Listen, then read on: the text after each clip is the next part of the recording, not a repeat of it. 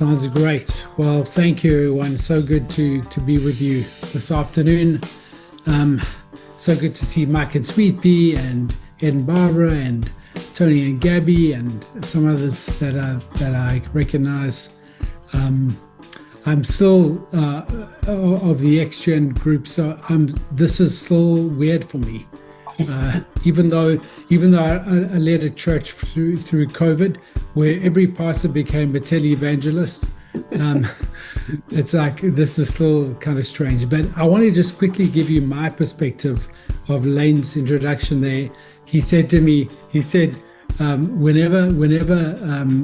whenever he tells me to write a book or to read a book, I know my world's about to change.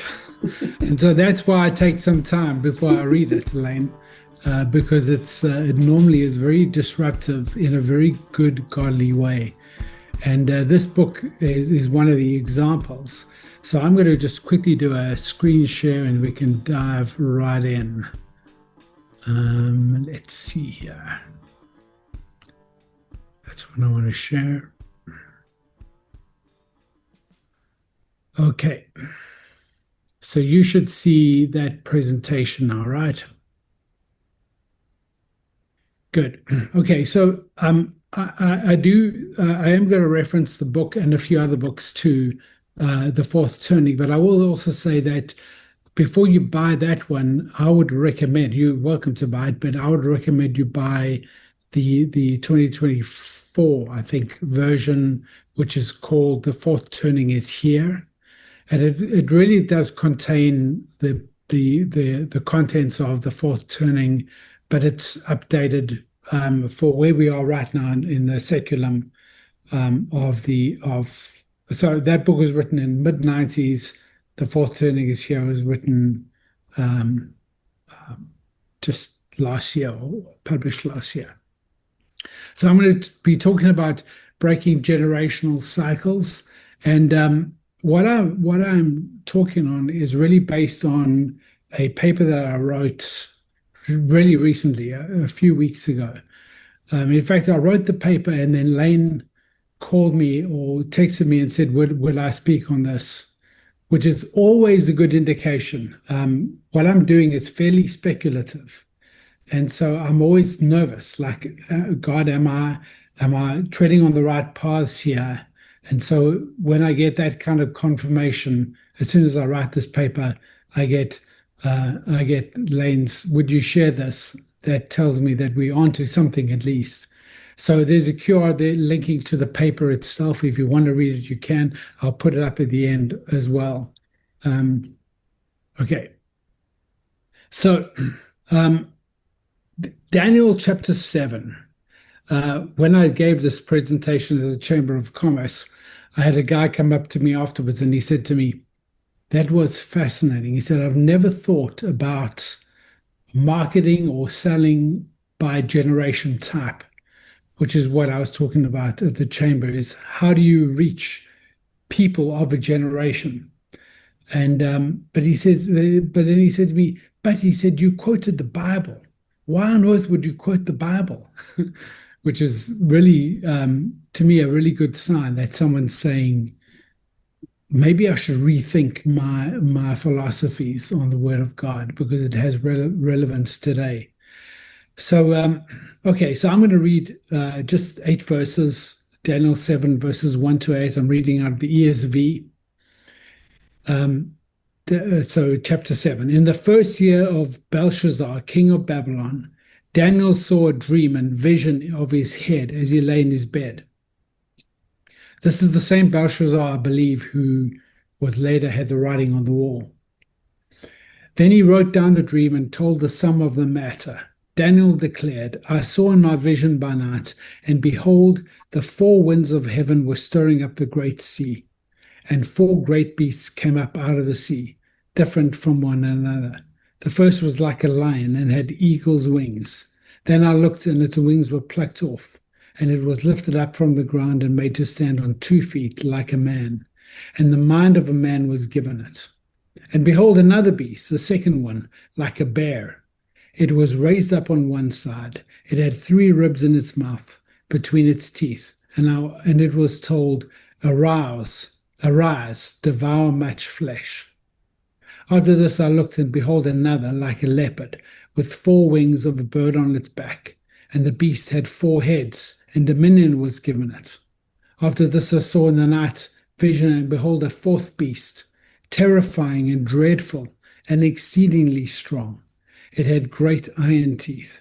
It devoured and broke in pieces and stamped what was left with its feet. It was different from all the other beasts that were before it, and it had 10 horns. I considered the horns, and behold, there was come up among them another horn, a little one, before which 3 horns, 3 of the first horns were plucked up by the roots. And behold, in this horn were eyes, and the eyes of man, and a mouth speaking great things. So a boastful little horn. After that scene, we see the thrones being set up. I always imagine it on a beach because these beasts were dragged up out of the sea. So I imagine it set up on a beach. And then the terrible beast was judged and killed. And the others, they had their dominion taken away, but their lives were prolonged for a time. That's very much Revelation 20 language. And then the Son of Man now enters the scene, comes riding in on the clouds. Very important piece that if you read Acts 1, Jesus ascends into the clouds. And this is a prophetic picture of Christ post-resurrection, post-ascension, entering into heaven and receiving the kingdom. Okay, so what's our goal today? I really do enjoy talking to a prophetic group because this is your guys' kind of language. So many people really battle with this imagery. They battle to put it together. My goal today, I want to explore how these ancient beasts connect to today's world through cycles that we can actually break. When I say we, I'm talking about the church. All right. So 4 wild beasts coming up out of the sea. Someone say something? No. 4 wild beasts coming out of the sea. But there's a very apocalyptic language, which is about symbolism and revelation. It's not about end of the world. I think you guys know that already. It's intended to reveal by symbolism. It's not intended to be literal or dystopian in any way. I want us to quickly, before I go further, think a little bit about how Jewish layered symbolism works. What we want to avoid doing is thinking about the whole picture. In this slide, I have a picture of Daniel's dream, very dark in the background. You might not even be able to see it on your screens. Partly because I don't really want to pay attention to the whole picture. I want to pay attention to every detail. That's how Jewish symbolism works. We shouldn't be thinking of the whole picture. I want to give you a quick little example. So, Song of Songs. The woman is said to have eyes like doves, hair like a flock of goats, teeth like lambs, neck like a tower, her lips drip with honey. So, I've already been through the goal. So, that's the kind of thing that we don't want to do with biblical layered imagery, right? That would be a terrifying picture as opposed to a picture of a very beautiful young girl. But this is what we tend to do. The Western mind is trained to cohese all these thoughts together into one image. And I don't think it helps us. And so when you read that about the eyes and the neck and the tower and the teeth and the lambs, don't do this. Likewise, when you read and the fourth great beast come up out of the sea, etc., and the lion, the eagle's wings, don't do that. I know that we want to do it, and I'm not really against doing it. I just don't think it's very helpful. It doesn't help us to see what's being pictured. What we should be doing is saying, okay, what does the wings represent? What does standing on its hind feet represent apart from the wings? What does a lion represent? Look at each image separately. Are you good with that? Okay. I know this is more your guys' territory than mine, but I just want to make that point. Um, we have to expand our visual palette and we have to teach people how to do this. I have a friend who loves to listen to rock music, and he loves it when it's distinguished in his head as he's listening that he can kind of hang out a bit at the drums, and then he can go and listen to the lead guitar a little bit, because he's able to separate those in his mind. And I think we need to learn a little bit how to do that. Okay. Um, all right. So what we have in interpretation of these beasts, if I just look at the beasts themselves. Today, I don't have time to get into all the details of every symbolism, but this is what the popular, the common view is. Most theologians would agree that what Daniel is seeing is a visual representation of these four very key civilizations that are coming into the world. The first is Babylon. Babylon is about to fall. That king, Belshazzar, was he? He's the last of the Babylonians. He's about to be taken out by Cyrus, who will dry up the Euphrates River and cross over it with his army and take the whole city and the whole civilization without really a battle.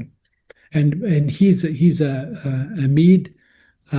Medo-Persian is kind of the next civilization to come along, the bear, and then the leopard is the civilization of Greece, obviously championed by Alexander the Great. And then lastly, the fourth beast, the terrifying beast, is Rome, depicted of Rome. And the question I'm asking, the question that was posed to me, I believe, when I was reading through Daniel, this is now 25 years ago, maybe, and then I was reading Fourth Turning at the same time. Are there other maps that we can map onto the meanings of these beasts? And I believe that there are. So what I want to show to you today is four spiritual principalities, four foundational Greek thinkers, four foundational Western philosophies, and then the focus will be four generational archetypes. And so this is a very big picture of what is going on and how we apply it to our world today. The generational piece is probably the most applicable to how we read this text and how we apply it today. When I read The Fourth Turning, it's not a Christian book, it's not written by believers. They are simply looking at a phenomenon that they notice. When I look at that phenomenon, I'm seeing the work of the enemy. I'm seeing a method to split us up again, human beings, to split us up by generation. Okay, I shouldn't get ahead of myself. Okay, so here they are. These are the other maps that I see happening in Daniel chapter 7. And together they make what I think of as the archetypes of Western rebellion. The archetypes of Western. This is a Western picture.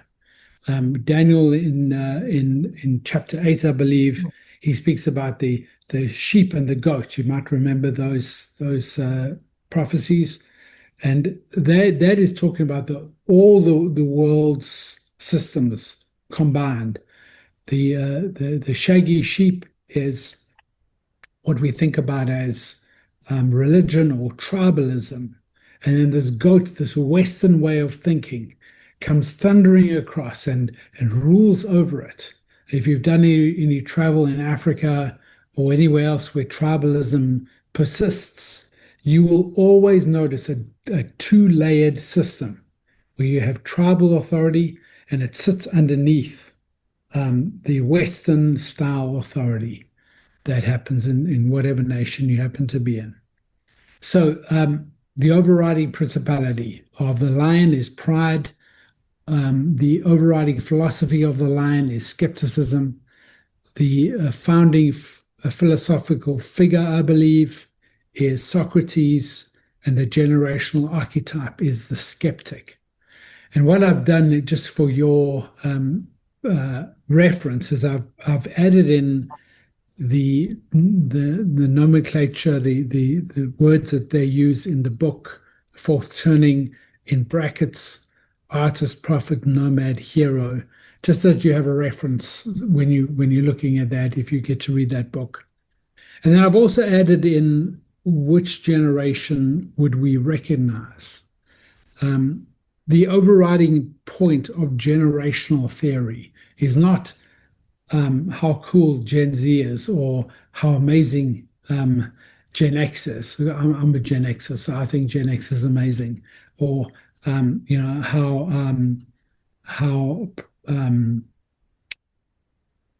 I'm trying to think of a particular word. It doesn't matter. The overriding piece of generational theory is that the generational theories have been going on for hundreds, if not thousands of years. And each type has more in common with others of the same type than it does with those close by it. Okay, so the empire is Medo-Persia, the principality is indulgence, the philosophy is hedonism, and the founding philosophical figure is Plato, and the generational archetype is hedonist. The leopard, Greece, is the empire, principality is anarchy, the philosophy is cynicism, the founding figure is Aristotle, and the generational archetype is the cynic. And then the fourth beast is Rome. Overriding principality is control. The philosophy is Stoicism, and the founding figure is Alexander, and the archetype is the Stoic. So what I'm not saying in this is I'm not suggesting that Plato founded hedonism or that Alexander founded Rome. I'm saying that these are maps, these are typologies or patterns that we see in scripture and in life itself. So, for example, I would say Plato is the founder of the hedonist way of thinking because I've read the Symposium. I know what he promotes, what kind of lifestyle he promotes through his ideologies. And that's just a dreadful pedophile type existence of older men having sexual relations with young boys. And he promotes that through the book. So that's why I come to those conclusions about the overriding principalities. You might think, well, how would Alexander be responsible for Rome? Alexander was Greek, right? Well, I'm thinking more about Alexander's modus operandi, the way in which he took the philosophies he was taught and he applied them into real world battle scenarios. He took over the world, much like Rome did. He was a kind of a prototype or a typology of what came later on. Is that okay? All right. Maybe I can ask if there's any questions so far, and we're going to get into some typologies, spiritual cartography, but any questions? Okay. All right. Sorry, I don't, yeah, go for I it. don't have a question related to this, but do you have like, what the heck is it called? When you have to write a paper in school, you had to do like where you cited and where you got your information from. Do you have like a page like that? Yes, that QR code, all the references are the studies that I cited, all the scripture references. I also include because it's speculative. I also include a link or a few possible objections to the theory, which I think we need to take that into consideration. But Okay. the paper itself is very detailed, and I provide a lot of what I believe is scriptural evidence. So things like I'm actually going to get to that in a little bit, so I won't get there now. But yeah, thanks, Tom. Good. Anything else? Okay. So what we are busy doing right now is what I think about as spiritual cartography. We are mapping human and cosmic entities. We are drawing a distinction between what happens in the spiritual realm and what happens on earth. And you might be thinking, well, that sounds a bit weird and wonderful. But I believe that we see this all over Scripture. I've given you 4 scriptural references there of a link in between spiritual principalities, evil spiritual principalities, and men that they choose. There's a kind of a link, a drawing together of fates in a way. And the one I want to focus on is Luke 4, 5-7. I'm using this as evidence to say that the Bible is full of this kind of spiritual cartography, of mapping human beings on top of principalities. Okay, so Luke 4, 5-7. This is the temptation of Christ. And the devil took him up and showed him all the kingdoms of the world in a moment of time, and said to him, to you I'll give this authority and their glory, for it has been delivered to me, and I give it to whom I will. Right? So he's engaging with a human. This is a spiritual being engaging with the human being Christ, offering him the authority that he himself has. Verse 7, if you then will worship me, it'll all be yours. Right? That's the key. Why does Satan want worship? Well, obviously Christ refused that offer. I don't think there was ever any chance that he would have taken it, but I mean it literally. Thank God that he refused that offer, because very few men have the power to refuse that offer. I don't know of any besides Jesus. I know me. I would not have refused that offer, most likely. That leads us to Matthew 28, where Jesus says, all authority on heaven and earth has been given to me, says Jesus. I now have authority over those beings who offered me their authority, their limited border control authority. A little key about authority. Authority is always given. It's never taken. You can try and take it, but then it'll be taken from you. That's the problem with revolutionary thinking in the spiritual realm, is that if you take authority, it'll be taken from you. If it is given to you, then it is yours. Okay, so all authority is given to me, says Jesus. And I think this is a picture of the Revelation 12 limitation of Satan. What Revelation 12 says is a casting from heaven to earth. It is a picture of him being limited in his authority and his scope. And so today he's a much smaller version of his former authority because of what Jesus did. And one day it'll be gone completely. Jesus is kind of keeping it going for a bit. There's good reasons for that. Okay, but I want to focus on the worship piece. Worship leads to a spiritual marriage. Either way, if you worship Satan, the spiritual marriage takes place. If you worship Christ, we know a spiritual marriage takes place.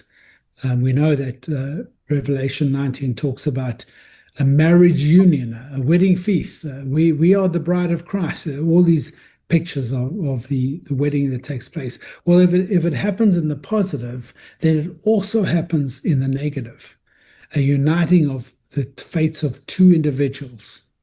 And so I maintain the Bible is full of these spiritual human unions. Sometimes they happen on a small scale with things like possession, and that's more to do with demons, not to do with principalities. But I believe everyone in some form of large, powerful office position is at least offered some spiritual authority if worship will be given. You see this kind of picture in pop culture too. Like Robert Johnson sold to the devil at the crossroads, right, to become the the greatest guitar player. You see it in C.S. Lewis's Space Trilogy. This picture is depicted. Faust, that play by what's his name, Guth or whatever his name is. Faust is a story of a scholar who sells his soul to the devil so he can gain knowledge. And the sad thing about that is that there are many people who try and sell their soul to the devil to gain knowledge, and then they lose both their soul and their knowledge. Loads of other things, Hercules, Achilles, Gilgamesh. These are all about beyond possession to a spiritual union between two beings. A little bit of a hint here, I believe. It's a Jesus hint, and that is for us to chase humility, to chase obscurity, not influence. Influence comes at a cost. It comes at a temptation. God might give you influence. That's a very different thing, very beautiful thing when it happens. But God normally works very hard on character before he gives influence. It's far better, I believe, to leave an influence after you die, like Jesus did. That's a far better track record. Okay, so I maintain that this form of mapping human beings onto spiritual beings is biblical. All right, so the other thing I want to talk about quickly is the change in the battle plan from borders to bodies. So the temple is no longer a geographical entity. Those days are gone. I know that there are dispensational theories about the temple in Jerusalem. I don't accept those. I don't want to really argue about them, but I believe that the focus right now today is on the temple of the Spirit of God, which it's not given as our minds, it's not given as our spirits, it's given as our bodies. Our bodies are the temple of the Spirit. And it's quite an amazing thought. I often think about Acts 15, where James is talking at the Jerusalem Council, and he refers to Amos 9, and he says that God wants to restore David's fallen tabernacle. You know that verse? So I think, well, why would he say David's fallen tabernacle? Why not David's fallen temple? I mean, why use tabernacle language? Well, I mean, Amos was written in the First Temple period, so before the First Temple fell. But I believe that he uses the word tabernacle because of the church. The church is the restoration of David's fallen tabernacle. And the church is portable like the tabernacle. That's the reason why he uses that language. And so I say this, the church is a portable temple like the tabernacle, but it's much easier to get through customs. So that's kind of the picture that I see of the church. The enemy was beforehand, before Jesus, was fighting a land battle. And the land battle continues. If you are watching the news in any form, you will have to see that the land battle continues, right? But the enemy also knew that he could never win the land battle. At some point, he realized God's going to write the law in their hearts. He's going to do an internal thing. He's going to restore David's fallen tabernacle. There's a new coming portable temple. What are we going to do? We have to change the battle plan. And so I believe that partly what he did was with generational is that he created generational borders. When I look at the accuracy of the last 500 years, which is what Howe and Strauss study in their book, The Fourth Turning, they go back 500 years. And this regular consistency of awakening and crisis, 4 generations, they keep coming. I cannot imagine that that's a natural thing. I believe there's at least some demonic piece to this thing continuing the way that it does. So the enemy implemented a new plan, a generational bordering, a separating by ideology. And Daniel 7 is predicting that in part. It's not completely, but in part. So in my paper, I say this, just have a listen to this. The internal temple is a spiritual shift from territorial warfare to ideological warfare, from geospatial rebellion to psycho-spiritual rebellion. And that is the vast difference between the New Testament and the Old Testament, is that they are very different battles. Paul says our battle is not against flesh and blood, but against principalities and powers. And we think, well, they're fighting an old battle that's got to do with borders. No, they're not only fighting that. They're fighting a battle generationally now. They want to separate us generationally. Okay, so that all brings me to generational theory. I forgot to add that up. Maybe I can, before I go on, just see, are there any more questions? Am I bamboozling you, or are you guys good? Okay. Well, I'll keep going then. Generational theory. I found this great pick. This is kind of the thing that takes place, right? For some people, this might be actually quite heartbreaking, because I know the level of conflict that happens within families over generations. It can be very, very brutal. But I quite enjoy this pick where no one's really getting along. And there's actually a more of a grandfather relationship. So the skipper generation actually has more in common with each other than with the very next generation. Most families are built this way, one generation to the next, because a generation lasts, the birth of a generation lasts 20 years or thereabouts. So Gen Z, I believe, started in 2006, and they will stop being born somewhere in the latter half of this decade. That is kind of the full spectrum of a generation's birth, but they still have 80 years of influence in the world. But a new generation then follows them, and so we have this built-in internal conflict that's not from God, I believe. Okay, so let me just make a few definitions. Firstly, this word seculum. A seculum is roughly one lifetime. It's equivalent to a complete renewal of the human population on Earth, which is a very important piece.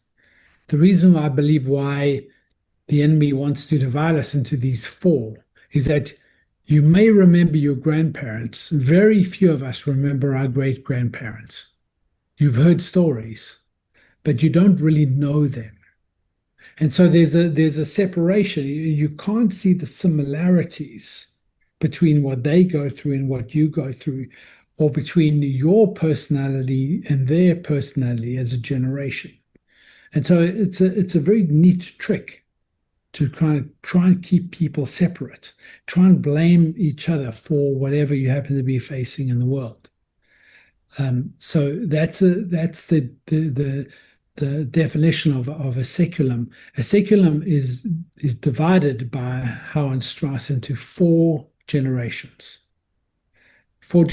And then at the end of that fourth one, a new one appears, which is very much like the first one. And then after that one, a new one appears, which is very much like the second one. And so these things mirror each other through history. I want to show you this very quickly. I know it's a bit overwhelming, but this is the kind of key chart in the fourth turning, which talks about the last 600 years, starting with Henry VIII, and getting all the way through the what he calls the homeland generation, which we're coming to refer to them as Gen Z. And these are the things that happen in the world.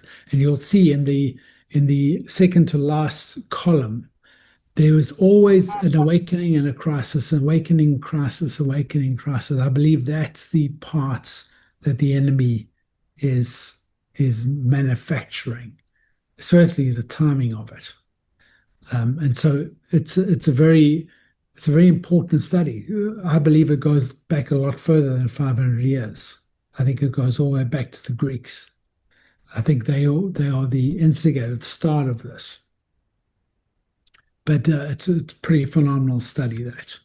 I want to show you quickly an anomaly, the only anomaly in the last 600 years. And that is, you'll see where I've got that orange blot on the left of the screen. There are only 3 generations there. You notice that? And then towards the same row, towards the other column, I've got 2 arrows there. For some reason, the Civil War crisis here in America, and there was a similar crisis in the UK, was instigated through the nomad, at the beginning of the nomad generation, which it shouldn't have been. All the other crises that happen, they happened before the nomad generation. You see that they happen at the hero generation level. And then you also notice that there's a missing hero generation in that 4th column. So I was busy reading this book, and at the same time I'm devouring a study on William Wilberforce and what he did in right about the same time. And I'm thinking, I think I can see why there was a blip. In the book, they say they don't know why there was a blip. They don't have a clue why it happened, why there was a gap, why this anomaly. I believe we know. I believe we as believers know why. And so in the book they say, I'm quoting now, in Europe, every saeculum but one is between 80 and 105 years. The anomaly between Waterloo in 1815 and VJ Day in 1945 lasted 130 years. That's on page 41 of the 4th turning. 600 years of data, one anomaly. Why? My contention is that it's a direct consequence of William Wilberforce, who was active in the early 1800s. He died in 1833. And the whole abolitionist movement, the Clapham Group, the Quaker businesses, the churches and activists in England, and I say this collaboration and unity between government figures, businesses, and the church, driven by a profound moral conviction against slavery, had a pervasive spiritual impact across Europe and into America. I believe that is what pushed this break in the generational theory, generational study. It was kind of a backfire. Wilberforce's work kind of forced this issue into the limelight and forced a crisis. So it's not necessarily smooth. I'm not saying that these disruptions and what God's calling us to do is going to be smooth. Okay, so my question is, could those 30 years, those extra 30 years, could they become 1,000 years? Could we as a church so affect this cycle that we actually break it? I believe so. I don't only believe so, I believe that we will. So I said earlier that when Jesus entered into heaven and God received all that authority, that was a picture of Revelations 12, the binding of Satan, a limitation of Satan. Well, there's another limitation of Satan, and that happens in Revelation 20, a second binding. So he's first thrown heaven to earth, limitation, then he's thrown earth to the pit, a further limitation, and it's one that's given kind of a time frame, 1,000 years, millennial. And I believe that in part, that is the church waking up and saying, we're no longer going to put up with this. The unity of the post-denominational church, I believe, ushers in that reign. I know I'm stepping on eschatological toes here this morning, and so, but I do believe this very much. Revelation 5. Revelation 5 talks about the church. It says they will reign. They will reign. The church will reign. Ephesians 3 says through the church, the manifold wisdom of God will be made known, not to the world, but to the principalities and powers. Ephesians 4 has got two forms of unity in it. In verse 3, it speaks about maintaining the unity of the Spirit. In other words, you can only maintain what you already have, right? So we were given a unity of the Spirit. We are to maintain it. We don't always maintain it. We can lose it, but we have it. But in verse 13, it says, talking about the fivefold ministry, that they are given until we reach the unity of the faith. So we don't have that yet. We haven't seen it yet, but we will reach it one day. The church will reach the unity of the faith one day. Okay, so it's a bumpy ride. The generations go along a bit like a square wheel, and each one is fairly definite, and it doesn't make for a smooth ride through the world. But this is just the way it is. I believe that God's going to round those corners eventually if we start seeing this well enough. The driving human action of the generational cycle is hypocrisy. Hypocrisy. And I would include in hypocrisy unexplained liturgy and unexplained traditions.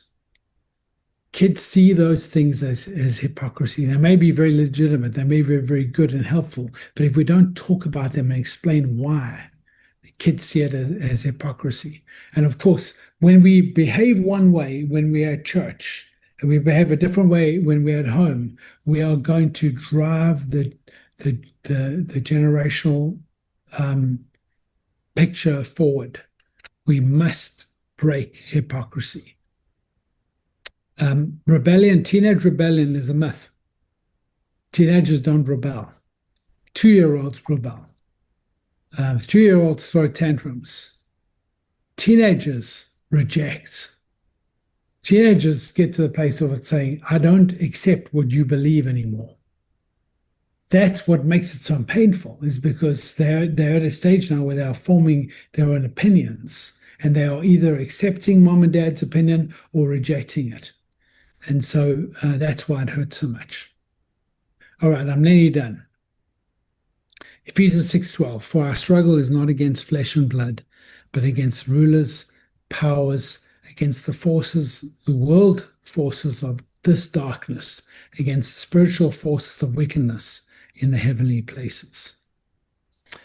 My belief is that at some point in some seculum, some set of living generations will collectively recognize and break the cycle of control. And my question to us is, why not this one? Why not? Why should it not happen during our lifetime? I would love to see it take place. I do have what I call treasures, triggers, targets, but I'm not going to try and cover that today because I think this is probably more than enough, right? Where's my mouse gone? I want to stop the screen share. Oh, I know what I need to do.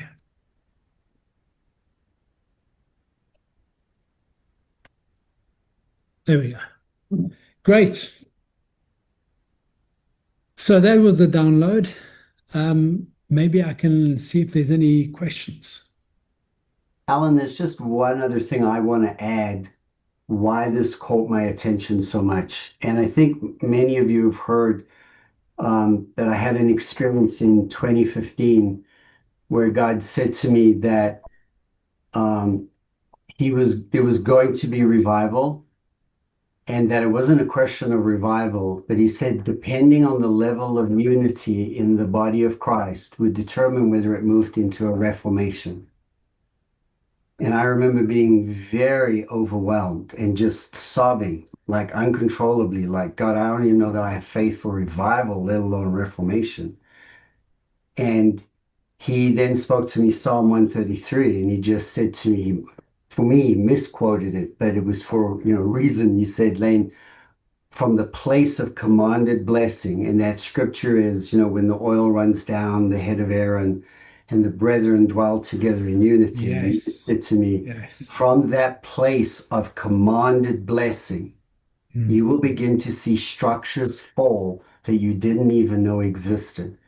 And I remember having conversations with Ed and Barbara and Beth and David and anyone I could talk to, just going, what what does this mean? And what is that in, and I remember hearing Alan sharing, and it was the first time that I'm not saying everything Alan is saying is right, and neither is he, but it's the first time I've heard something that made sense spiritually, that I went, oh my goodness, I see this, and the enemy is out to divide us in ways, we know he's a roaring lion, we know he, all those things, but sometimes I don't think we realize that he is the deceiver as well. And there's just some things we've been blinded to. And so my goal in asking him to share this with us isn't for us to go on a witch hunt,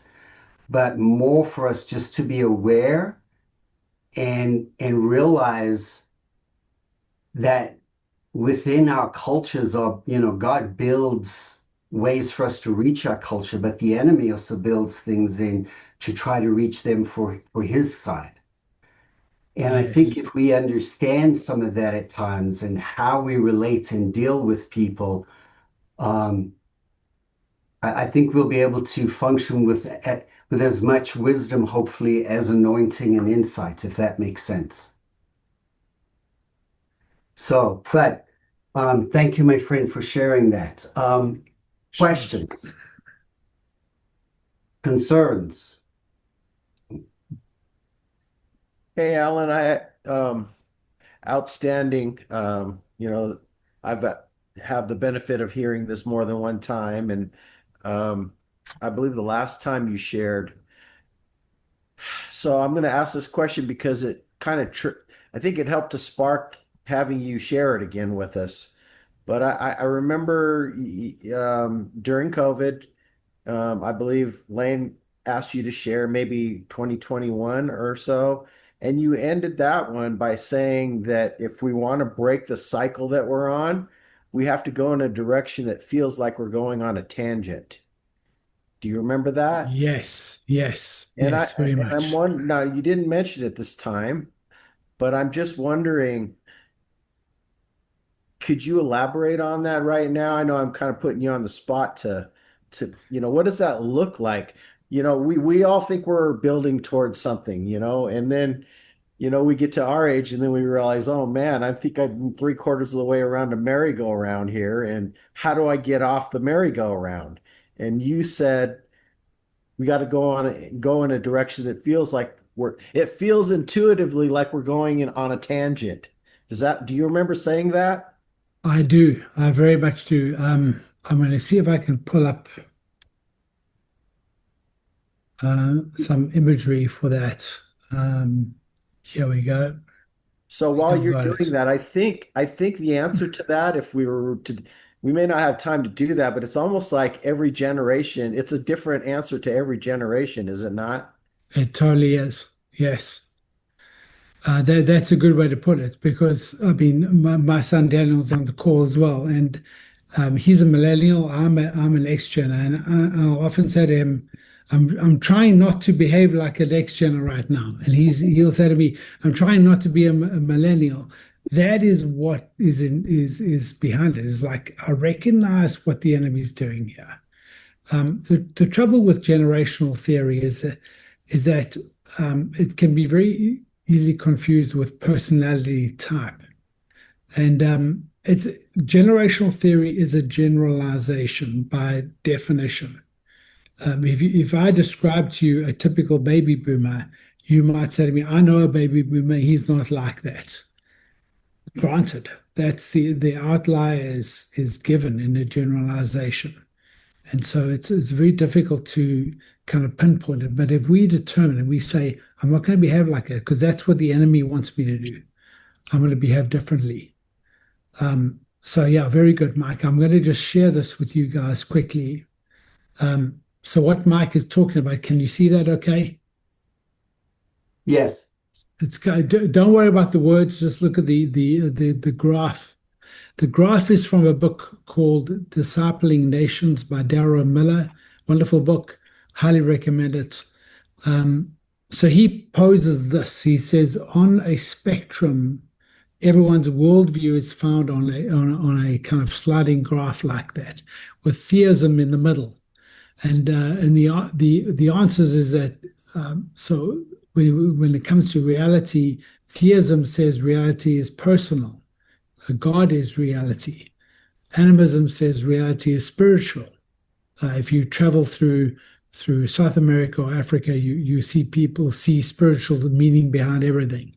And then secularism says reality is physical. There is no spiritual, right?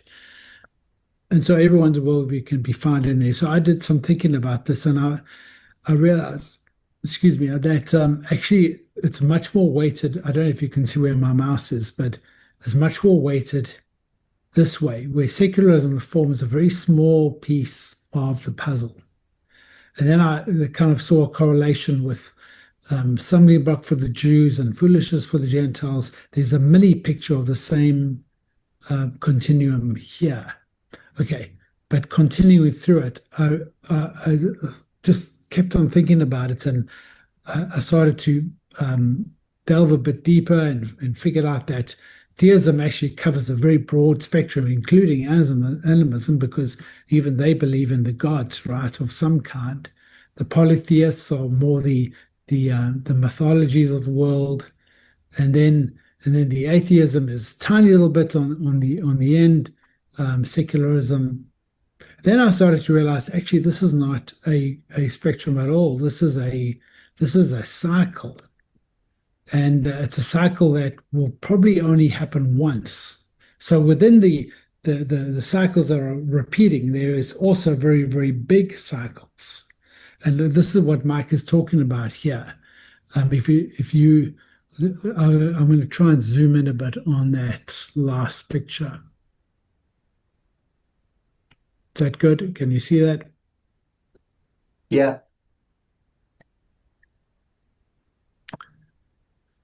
So you have this really large picture starting just before secularism, where we all kind of came from an animist background, tribal, and very much worshipping little family gods and stuff.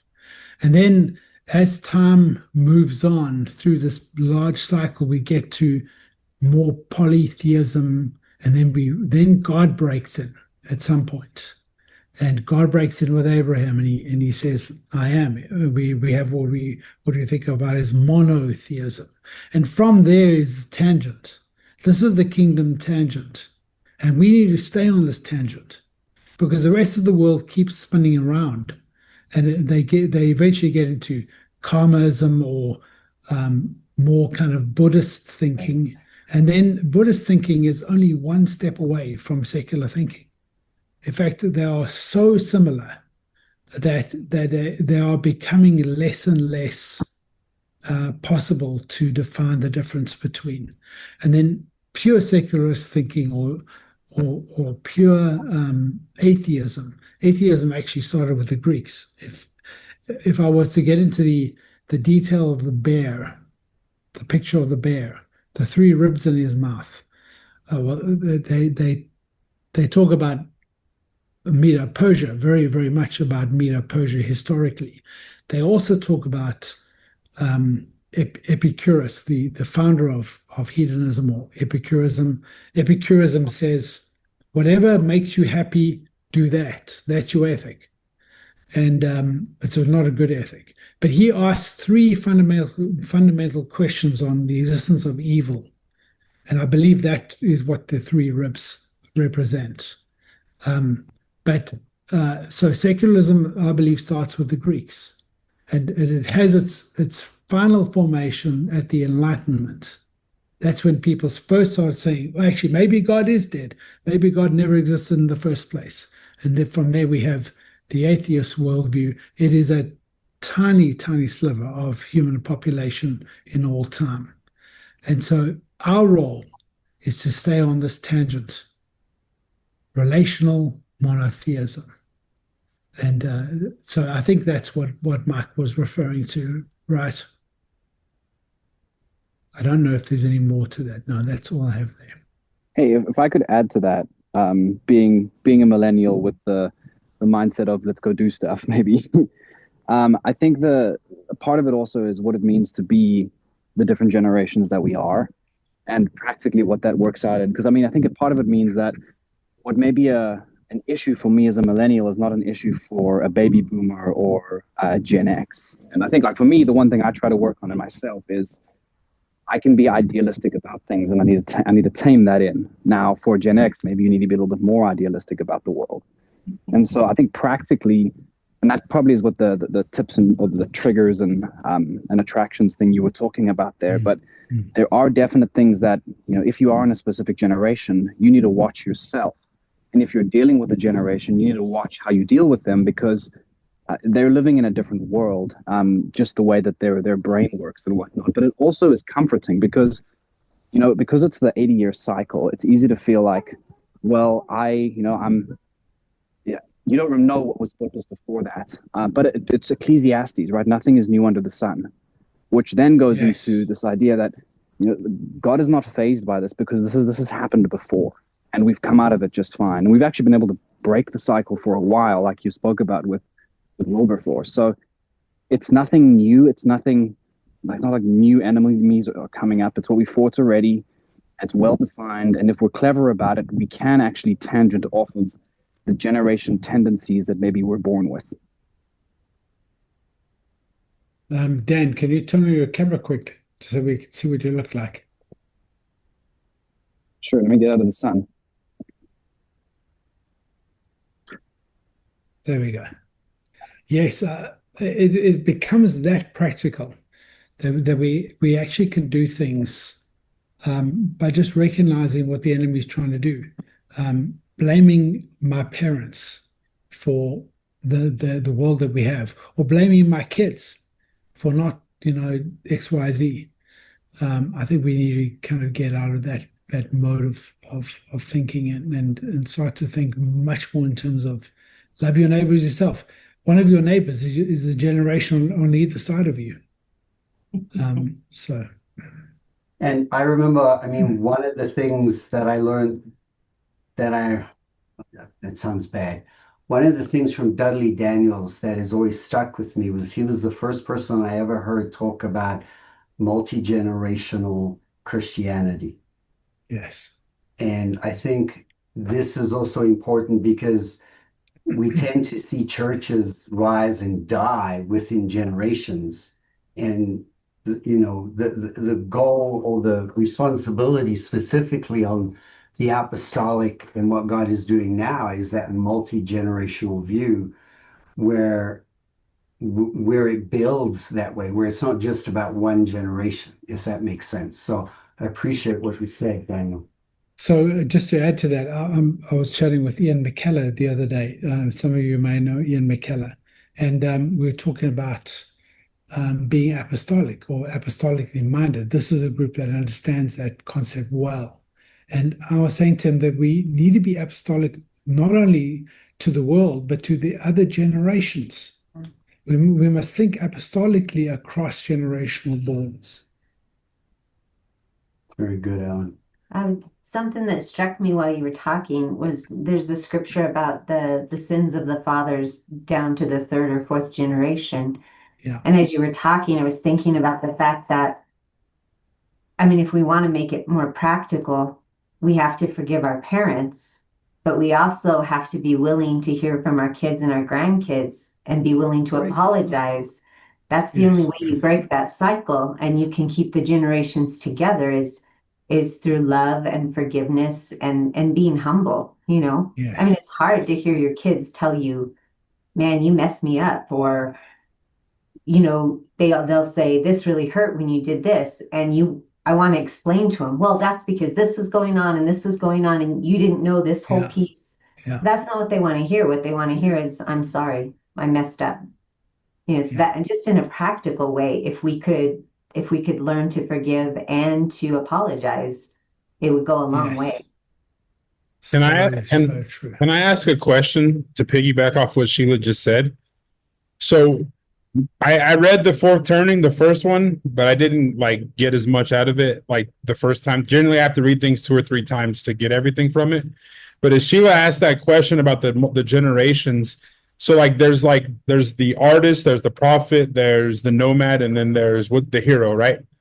So in theory, with following the cycles of the fourth turning, what Sheila just said and how it affects the generations, would that be like similar to my children would be probably the next iteration of the baby boomers, because they were both born in the 2020s, so 2019 and now 2022, and the next one will be 2026. But so would that then affect, because it'd be 4 generations, but that would affect like 80 years. So that would be like the nomads of this current generation, or so maybe I'm not saying it correctly, but I think you understand my question. But that would affect essentially 4 other turnings then, right? Yes, Dom, very much so. So yes, I do agree with you there. I would say that it's hard to tell when a generation starts, when you're at that moment, but when you look back on recent history, you can kind of see it. I maintain and I thought of this independently of how, but how also says that the Gen Z group started 2006, and I don't think they finished yet. They're kind of getting close, but I would say they will stop being born around about 2030, maybe 2028, somewhere around there. So Oh gosh, okay. so your kids are probably tail end Gen Z, but they will foster in a new type of baby boomer. The reason why I like the generational archetype being the philosophy is that it's much more descriptive to me anyway than the hero, artist, prophet, nomad. If I think skeptic, hedonist, cynic, stoic, I can tell the general weight behind it. That's good, actually. That makes sense as well. That makes sense. So I met you in 2014, right, Lane?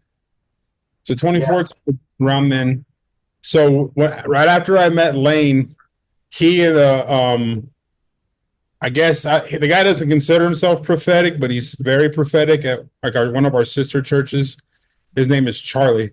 And they gave me a word, but after they gave me like a bunch of words that night, God told me I needed to make decisions to affect all of my descendants going forward, and that my focus needed to be on my descendants and not my family that's next to me, but my descendants. So when I heard, and then Lane handed me this book and I read it, it made sense. But hearing you say this now, it's adding a little bit more, not context, but it's adding more like legs to that word from the Lord. And I love it.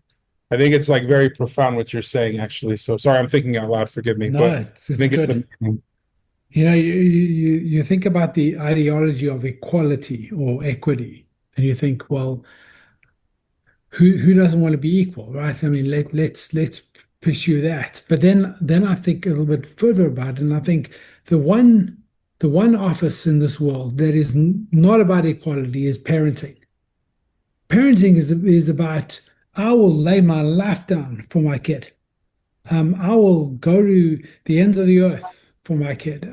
I'm not interested in equality. I want them to run further than me. I want them to do better than me, right?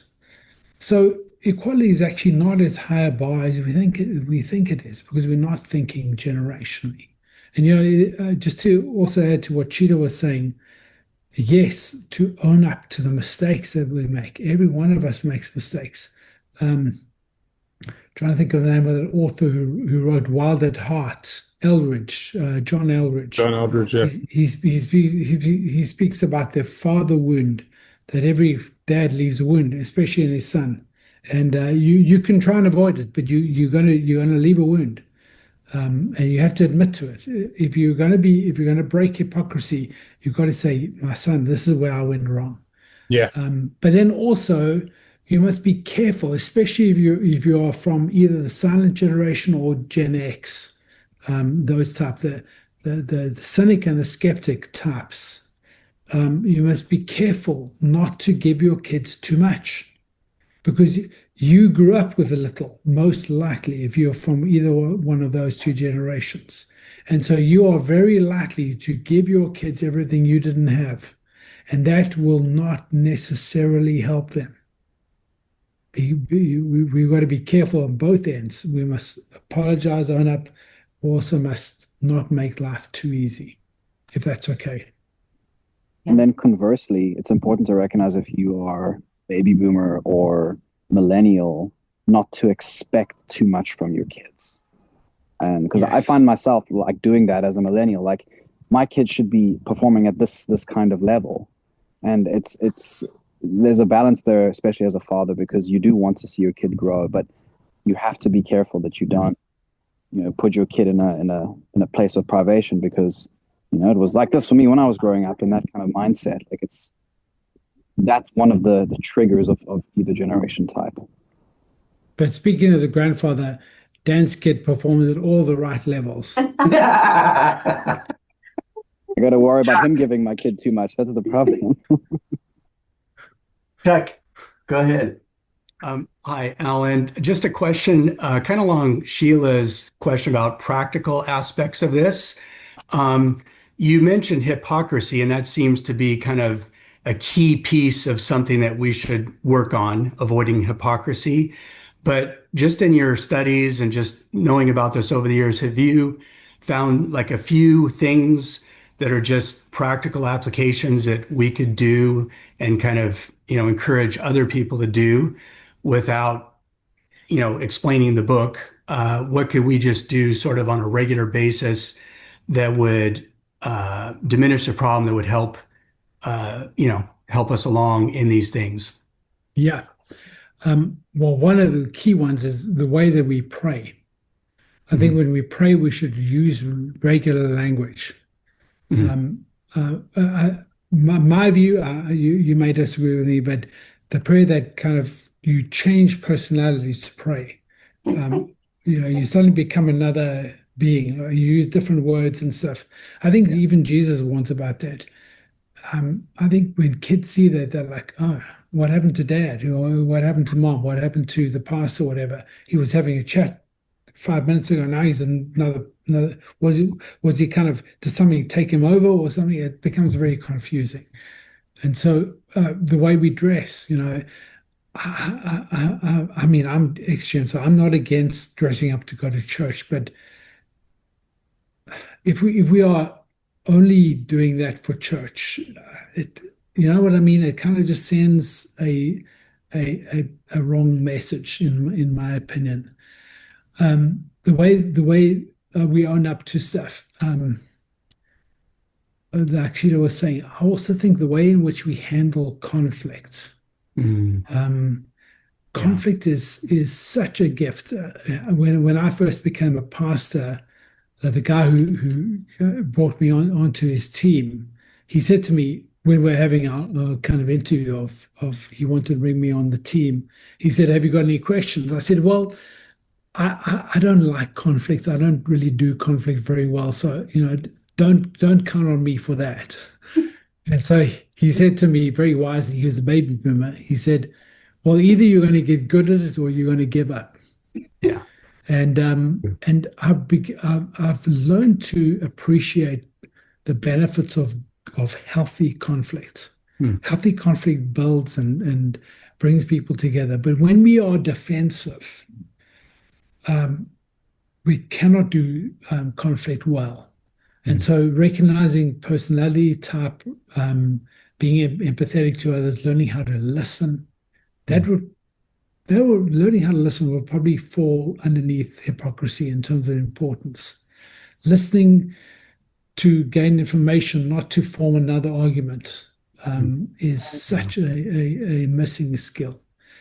On my website, I do have a conflict resolution class. If anyone's interested, it's free access to go and look at on Firebrand's website. So you're welcome to go through that.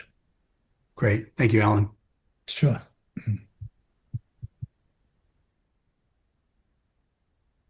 Any other questions? I know you guys, there's got to be a lot more questions. I'm seeing a lot in terms of the disengagement between the generations and the conflict and those kinds of things. But an aspect that I'm not hearing covered is finding unity through acknowledging the strengths of each generation and the monsters that they fought and why that generation looked different in terms of, yes, there are things that they did wrong that the next generation needs to be apologized to. But there's also a dialogue that has to happen generationally between what did you learn, who did you fight, what were your strengths, what monsters did you overcome with your strengths, and what do we have to learn from each other? And going both directions. Barb, spot on right. It's like one of those things where how much can I cover in 40 minutes? That could be a talk all of its own. And so Lane mentioned Daddy Daniel. I remember him giving a 2-hour talk on God's restoration plan.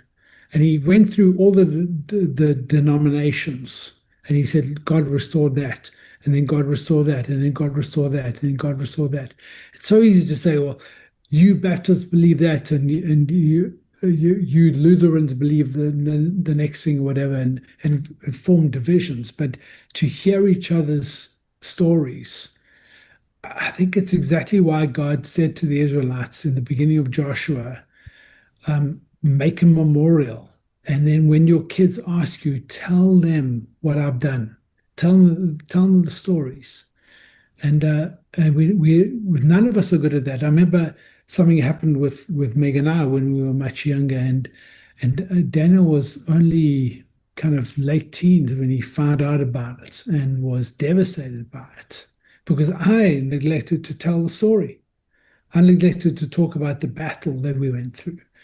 And I remember counseling a lady once, and her daughter was going through just a real rebellious stage. She was rejecting her mom and all her mom's beliefs. And her mom confided in me something that happened to her when she was a young married woman that she'd never told her daughter about. And I said to her, you want to win your daughter over? Tell her what you went through. Yeah. She said, that'll be so difficult, so hard. I said, she needs to know. She can't relate to you unless you tell her the battle stories and the success that came from it, also the wounds that came from it. She won't understand you unless she knows. So, Barbara, that is spot on. Absolutely. I totally agree with you. We've got to get better at that.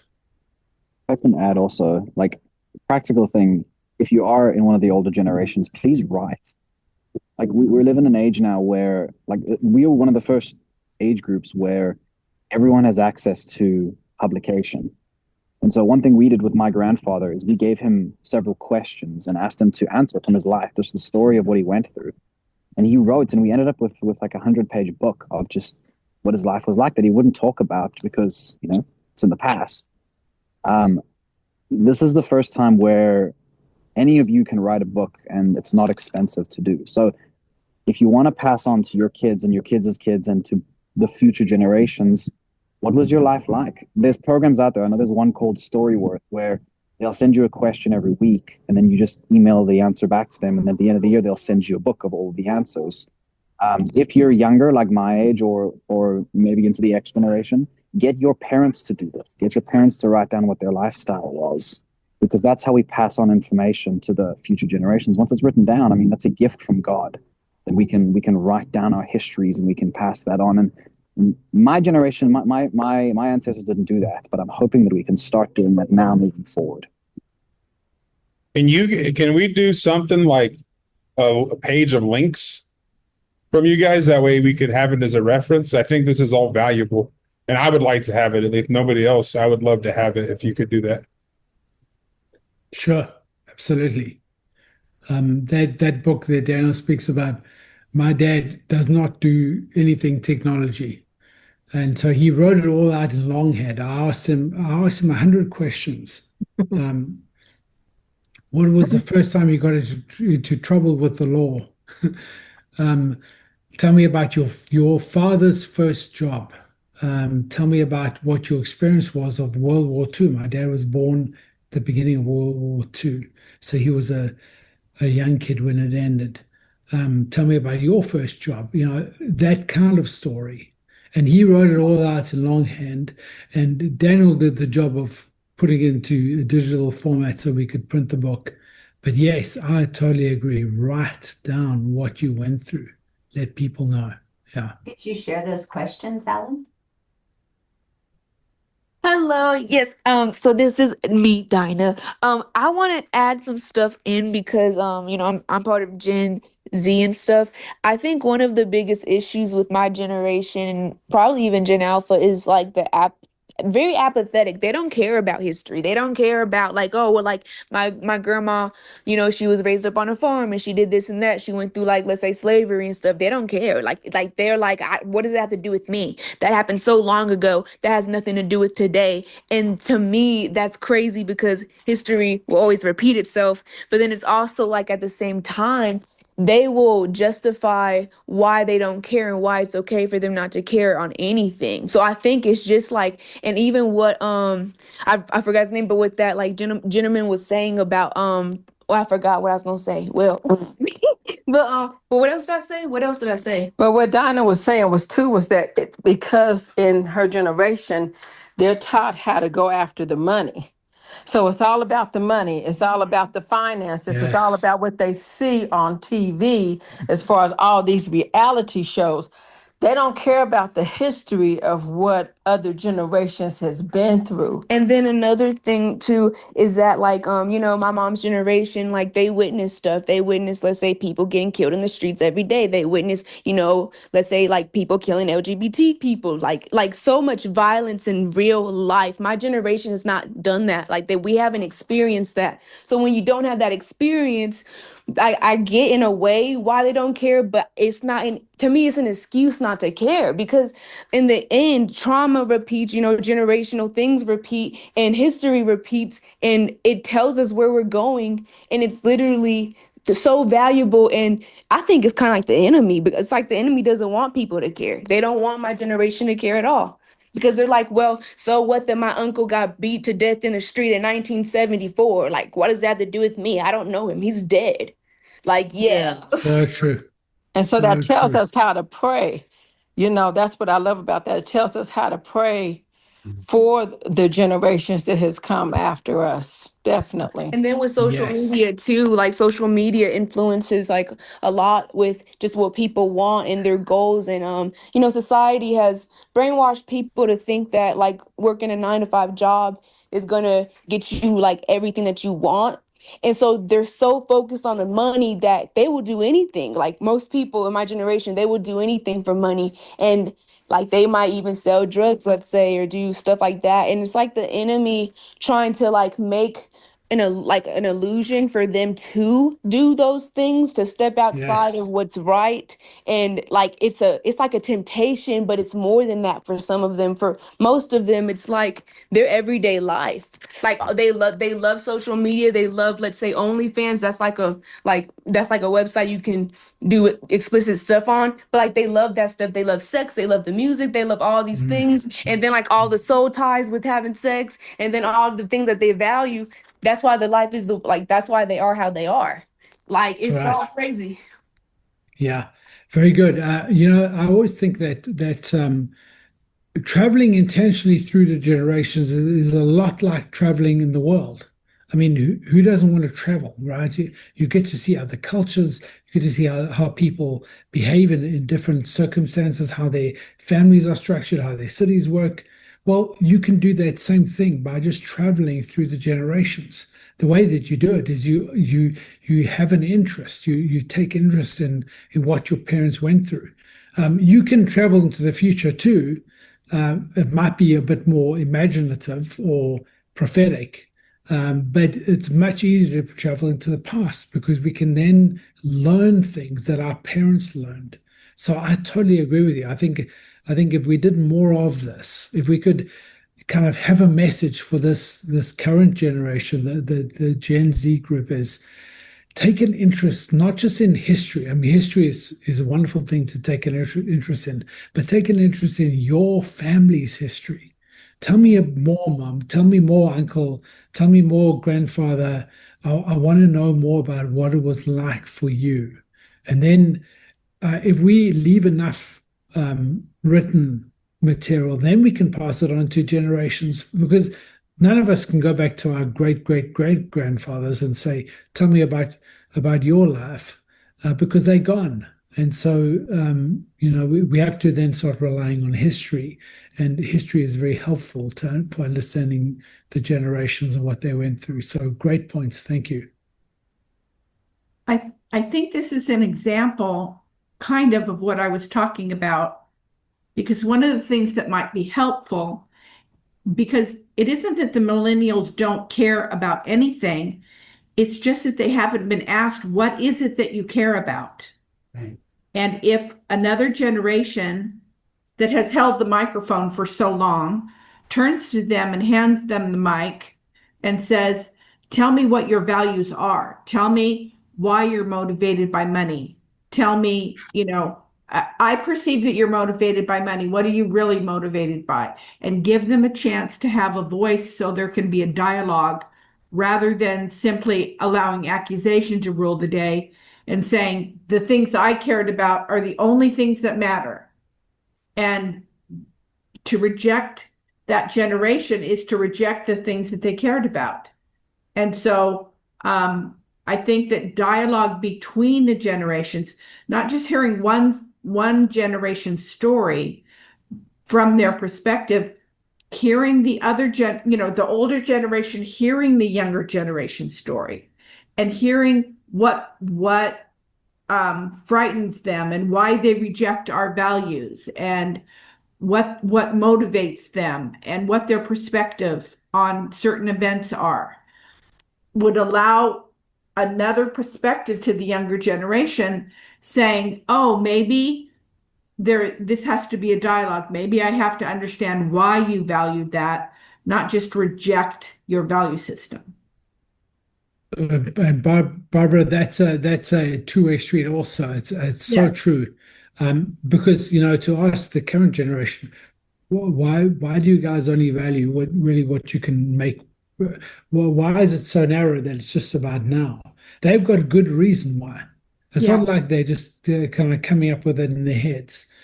And so, but then you can start to ask leading questions and maybe broaden that piece, just like the other way around. I remember helping my grandfather once clean out his garage, and there were these old rusty bits of like the head of a spade and a rake, and there was no wooden handle piece, and they were old and rusty. And I said, I'm just going to throw these out. He said, no, you never throw anything out. I mean, this is the guy who went through the Great Depression, right? So his worldview says to him, you never throw anything, especially not a bit of metal. My generation says, no, that's in the way. I didn't experience what he experienced. And so Right. I think the dialogue is imperative. If we make assumptions and say, no, you've got to do this, then we are not doing justice. We've got to listen and see why. I would even say that it gives us a far greater chance of our kids having kids themselves. We are in a free fall right now, population decline, because there isn't a value for kids to have kids of their own. And so if we have this dialogue and listen well, and then we're able to show and tell some of our stories, that will give kids a vision for the future. That some point they say, well, one day I can tell my kid what I went through, or I can tell them what you went through.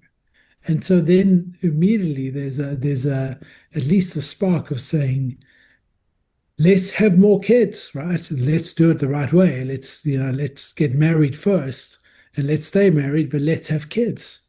It's a beautiful thing. Thank you. And just Daniel put something that I think is worth mentioning and just said his generation is also overwhelmed with information. And so sometimes it's just that information fatigue. It's not that they may not be interested. It's just, here's another thing, and how do I deal with it? Yeah. All right. Technology kind of flies alongside the generational theory. I think technology is used by the enemy to exacerbate the problem, but it's also a helpful thing. So, it's a double-edged sword. We are at time. Anybody got one last burning question? Lane, I have one thing that I'd like to ask. Yes. Alan, I know that, having gone through this in much more detail with you in the past, I remember you had slides for the different generations, the hedonist, the skeptic, the cynic. And I was wondering if you'd be willing. So part of what I'm hearing you say is self-awareness is good. Not only what are those unwritten rules that we live by that we're not even in touch with, we just do it, but also maybe learning how to consider what other people's unwritten rules are. And I think that those slide and then of course Dom described it as hero, artist, et cetera, et cetera, et cetera. I was wondering if you'd be willing to share those with us, kind of, Sure. For some of us that want to look at it after we're done. Yeah, totally. Those are the triggers and targets. So each generation I kind of go through treasures, triggers, and targets, what's important to them, what Yes. is useful in sales. If you're in any kind of sales position where you're dealing with someone from a generation, you can use some of these tools as well. That's what I shared with the Chamber of Commerce. So yeah, I totally will share that. Appreciate that. Okay. Let's bring it to a close. Karen, can I ask, would you close us in prayer and just pray for Alan and Meg as we close? Okay, sorry I was a bit late to the party. Okay. I sort of got half of what you were saying, so no comment from me. I'm sorry. That's okay. Okay. It's Alan and who, sorry? Meg. And Meg. Meg, yeah. Okay. Father, I thank you for the gift of Alan and Meg, Yeah. the gift they are to your bride, the shepherding heart that they have, and the inquisitive mind, the mind to learn and the mind to pursue, and to not settle for any truth, but the truth of what you have to say about something is the truth. Yeah. So I ask, Father, that you would take their hearts. You take their hearts, you've had hold of their hearts. And I ask, Lord, that you would continue to fashion them. You are their potter, and they're on your wheel of life. And I ask, Father, that you would keep them, and that you would mold them. You are, Father, we can see it by just listening today that you are in control. And the gift of humility is there. And I ask, Father, that as they pursue you, you would have a heart that just pours out into their hearts, that you wouldn't restrain yourself, Father, but you would flow like a river. I pray, Father, that you would overwhelm them with all that is in your heart that you have for them. I pray, Father, that they would know your provision, your goodness, your mercy. Where people are sometimes merciless to them and unkind, I pray, Father, for your mercifulness and your kindness.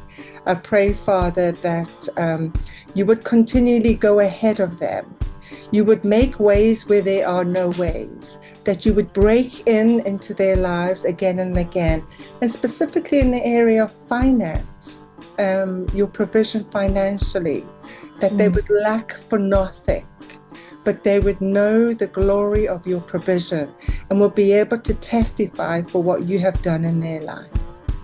In Jesus' name, amen. Amen. Thank you so much, my friend. Thank you. Thank you, everyone. Appreciate you all.